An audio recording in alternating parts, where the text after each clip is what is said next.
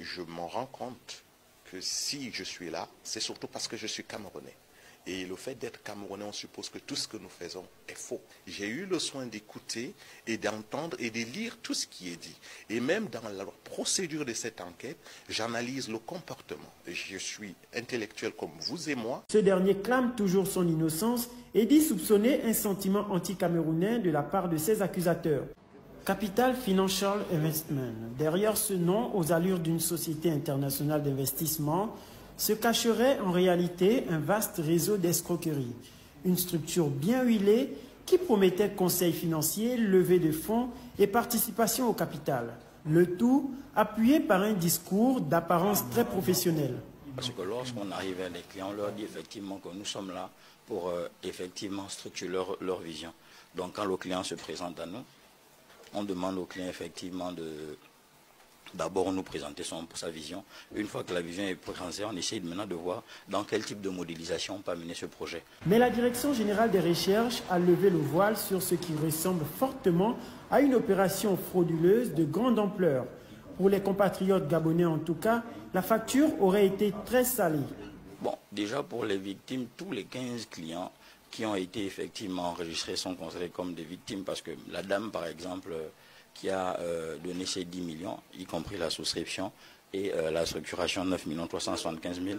Et il y a encore le monsieur de Mwanda, monsieur de Sunset, lui également, on lui a promis 3 milliards 150 millions.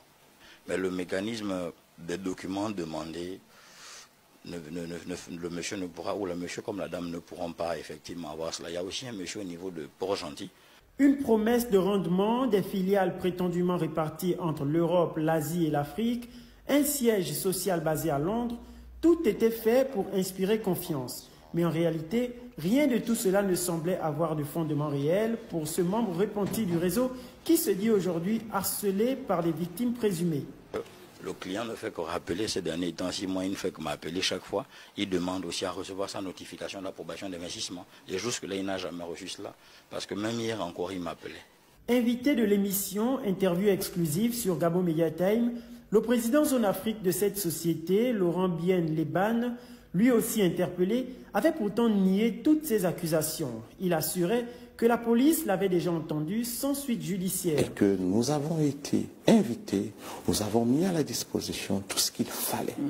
Et à preuve de contraire, je continue à faire confiance au président de la République.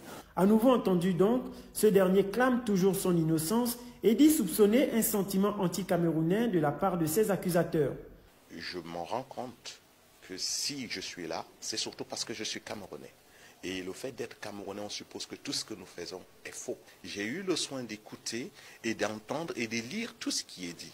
Et même dans la procédure de cette enquête, j'analyse le comportement. Je suis intellectuel comme vous et moi. La justice devra maintenant faire la lumière sur cette affaire qui mêle finance, fraude présumée et stratégie de manipulation bien rodée.